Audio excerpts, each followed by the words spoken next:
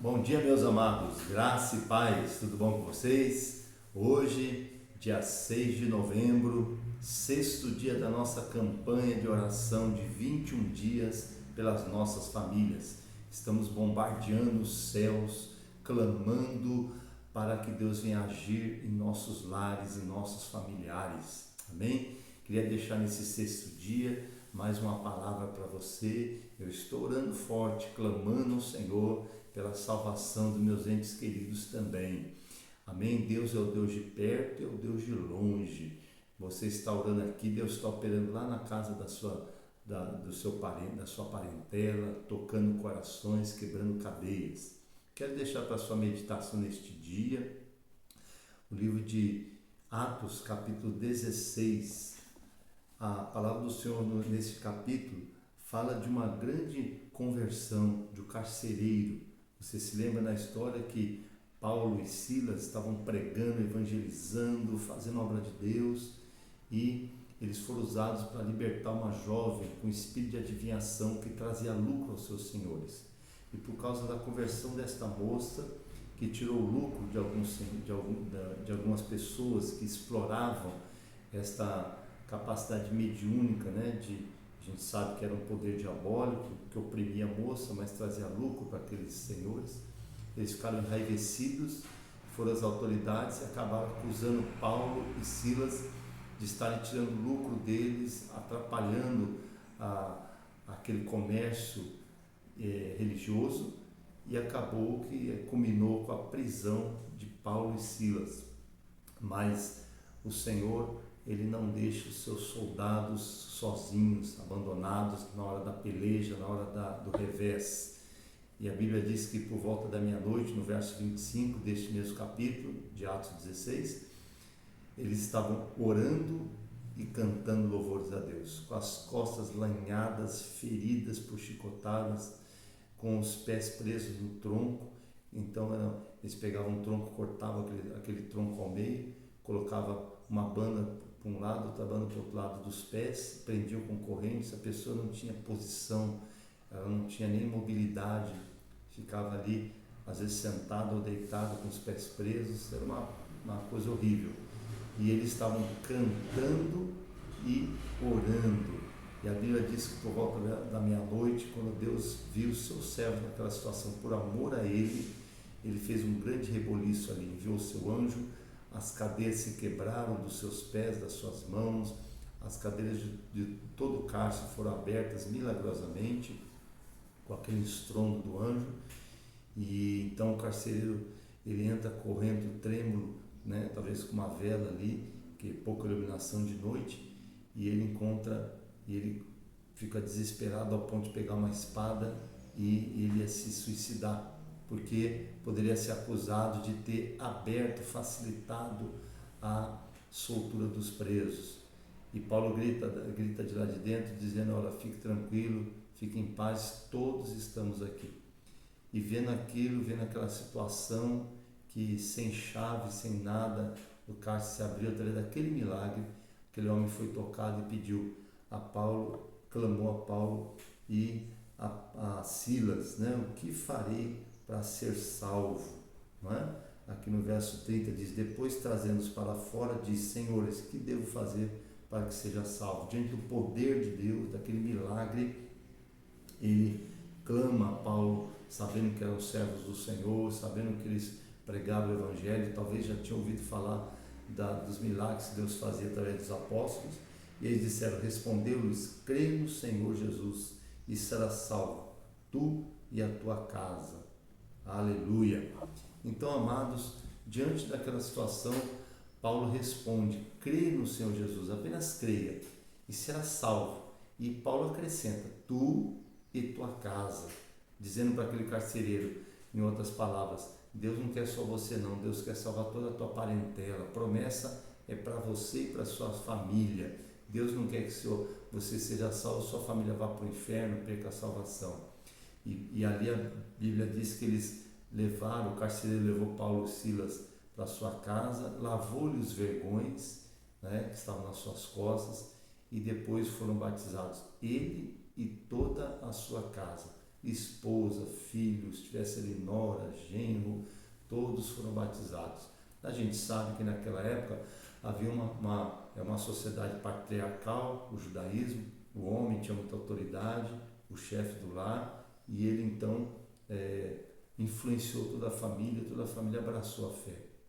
Hoje a gente sabe que existe, a família está sofrendo, está sendo atacada, os pais estão perdendo autoridade nos lares, o poder público o tempo todo está interferindo na criação dos filhos, dizendo que o filho pode escolher o que ele quer ser, até ele pode escolher até o seu gênero, ele pode até denunciar os pais. Então, infelizmente, né, a gente sabe que no passado houve exageros quanto à autoridade paterna, muita rispidez, muita dureza, e depois abriu-se o diálogo entre os pais e os filhos. Mas agora a gente foi para um outro polo, para outra vertente. Agora o pai não tem mais autoridade nenhuma, o filho manda no pai, manda na mãe. A gente vê essa discrepância acontecendo nos lares. Mas se você buscar o Senhor, se você for fiel ao Senhor, se você pedir graça ao Senhor, se você orar, Deus vai te dar autoridade para, no mundo espiritual, repreender as trevas e levar a sua família a Cristo. Deixa eu contar uma história para você. No meu início de ministério em Miracema, lá nos anos de 97, 98, uma mulher chegou à minha igreja, a irmã Dalva, com seu esposo, e ela era espírita, ela era Allan Kardec. E ela teve um problema lá, não me lembro o que foi, uma decepção, e ela procurou a igreja. E ela queria ajuda, o marido estava com câncer de próstata, já era idoso, e ali ela teve assim, ela pediu, ela fez um pedido: olha, pastor, eu estou vindo para cá, eu preciso que o senhor ore por mim, meu marido está com câncer, e eu moro aqui no interior, em Miracema, eu preciso ir para a cidade para tratá-lo, aqui não tem recurso, é uma cidade pequena, 30 mil habitantes, e ela pedia que eu fosse orar na casa dela. Ela chegou na igreja pedindo isso, para que ela conseguisse vender a casa, que tinha muito tempo que ela tentava vender a casa para poder ir para o Rio e tratar do marido, não conseguia. Esse era o pedido dela.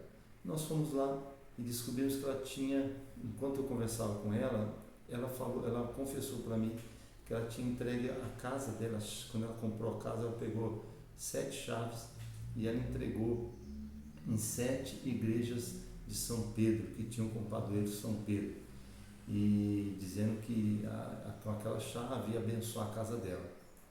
E eu falei para ela: olha, você consagrou a sua casa para uma imagem, e atrás dessa imagem tem um espírito maligno, né? Tanto é que na católica você tem, por exemplo, uma imagem, e no candomblé você tem a correspondente, que é o espírito que está por trás daquela imagem. Expliquei para ela, né?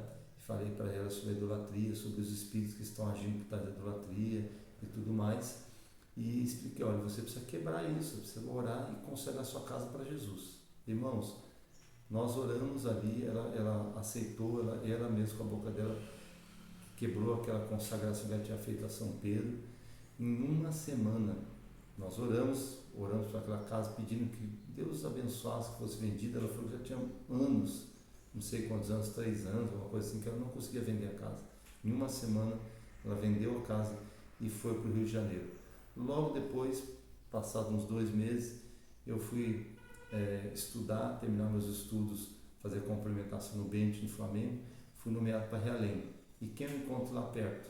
Lá em Padre Miguel, que é do lado de Realengo, a irmã Dalva.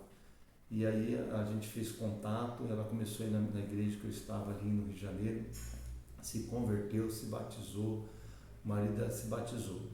E o interessante, quando ela abraçou tanto a fé, que ela começou a pedir para mim, preocupada com a sua família, que eram tudo pessoas que não tinham igreja, outros eram espíritas, e ela pedia para mim que uma vez por mês eu fizesse um culto de domingo na casa dela. Preste atenção, teve vezes que foram 2 cultos. A gente ia na casa dela, às vezes na casa dos parentes eu fiz também. Então todo mês, uma vez por mês, 2 vezes ao mês, a gente saía à tarde, lá por volta de 2 horas da tarde, fazer um culto na casa dela. E ela convidava toda a sua família. E eu chegava nos cultos, tinha 12, 15 pessoas. E eu via ali uma família sedenta por Deus. Por causa da transformação da irmã Dalva e do seu esposo, a família queria saber, queria conhecer que fé é essa, que alegria ela tinha, e ela era muito espontânea, muito simpática, e com Cristo então ficou melhor ainda. E ela convidava toda a parentela. Todo domingo tinha conversão. E a irmã Dalva, então, naquele pouco tempo que ela abraçou a fé, pouco mais de 4 anos, 3 anos eu creio que ela ficou depois, ela faleceu, acho que uns 5 anos depois, mas naquele período ela trabalhou, ela orava, ela jejuava, ela marcava culto. No dia do batismo do marido dela, ele nem conseguiu ir na igreja, já estava em estado terminal, mas mesmo assim ela não reclamava, não murmurava. A gente batizou ele em casa, com a família ali, e as parentelas ficou tão assim impactada com a testemunho, com a alegria da irmã Dalva, que todo o culto tinha conversão. Ela ganhou as filhas para Jesus, ela ganhou tias, ela ganhou noras, ela ganhou genro, que ela tinha 2 filhas, ganhou genro, ela ganhou prima, e foi assim uma maravilha. Eu fiquei ali ainda 3 anos com a irmã Dalva, depois eu fui para ser missionário em Roraima, mas aquela família foi impactada com o testemunho e com as intercessões da irmã Dalva. Amém? Então, creia nisso. Creia no Senhor Jesus e será salvo tu e tua casa. Ore, reivindique essa palavra para você, dizendo: Senhor, eu fui alcançado para dar bom testemunho, para ser uma bênção na minha família. A luz prevalece contra as trevas. Eu não aceito que a família vá para o inferno. Eu quero orar e ser um canal de bênção. E claro, não adianta orar e não fazer nada. É oração. Ore e faça culto no seu lar, leve a sociedade de homens, de mulheres na sua casa, trabalhe, convide, dê bom testemunho. Não adianta a gente orar, vir à igreja, não dar bom testemunho dentro de casa. E profetize: eu e minha casa vamos servir ao Senhor. Eu creio no Senhor Jesus e vai ser salvo eu e toda a minha casa, minha parentela, em nome de Jesus. Creia nessa promessa. Deus não te salvou para ir sozinho para o céu. Quando Deus alcança alguém naquela família, é porque Ele quer alcançar e abençoar aquela família. Vamos orar e vamos continuar profetizando a vitória em nome de Jesus.